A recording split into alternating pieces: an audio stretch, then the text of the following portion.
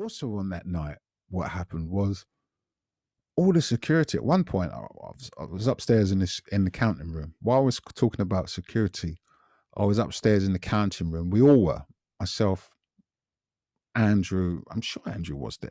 Was he there? I can't really remember if Andrew was there, but certainly myself and Keith were up there. I can't remember exactly who was in the counting room that night, but myself, I was in there.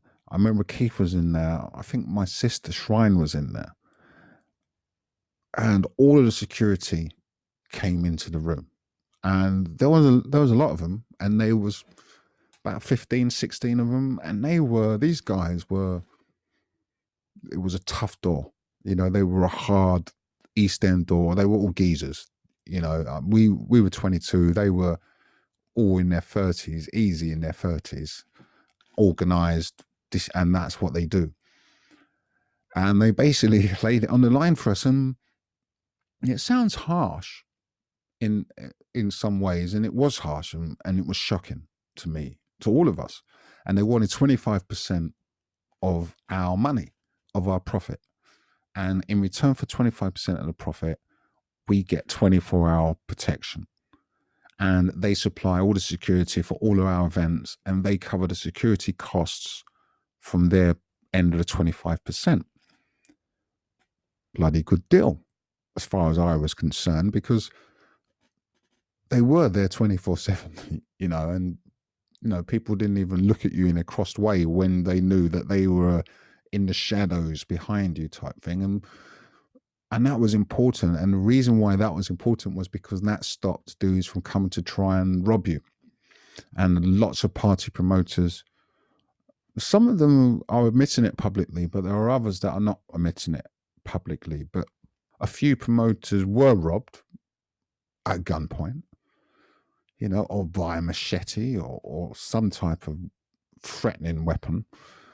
And so you did need to watch that back door, you know, because there was no protection for promoters.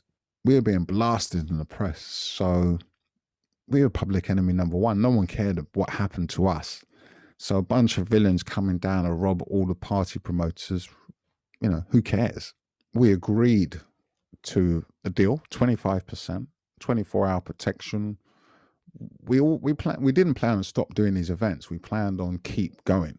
There was no sense of let's walk away from this, because the way that we interpreted this was that if the security do their job, no one would ever know that they even existed, you know, because that was what it was. It was them. It wasn't them bringing their door policies or their door attitudes, because all these guys, they all came from doors, you know, of East End venues, and they're all super tough, you know, to deal with those East End clientele. These were all the guys that you had on the doors of villains clubs. So they were there to make sure that, you know, no one messed around. So when they came to us, to our environment, it was important, and we had these conversations with them.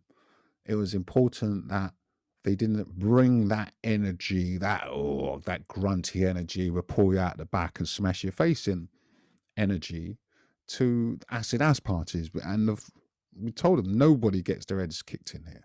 No one's getting dragged out the back. No one's getting beaten up. They can do whatever they like inside that building, short of messing with our bar and short of messing with us, you know? So they could do whatever they like. So we didn't need that energy. And they accepted that. And to be fair, they did follow that code. And they didn't bring that energy. They were very gentle when it came to the public.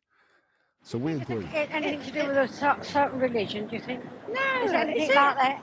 No, it's more to do with a kind of a drug, isn't it? It's a drug. Yeah, well, those that take it ought to be ashamed of themselves.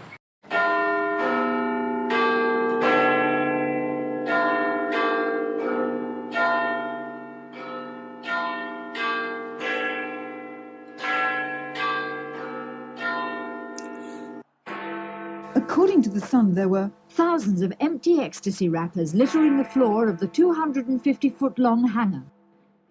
Drugs, sex, sensation. Some newspapers have called acid house music a sinister and evil cult which lures young people into drug taking. The message is certainly getting across. The organisers kept the location secret until the very last moment.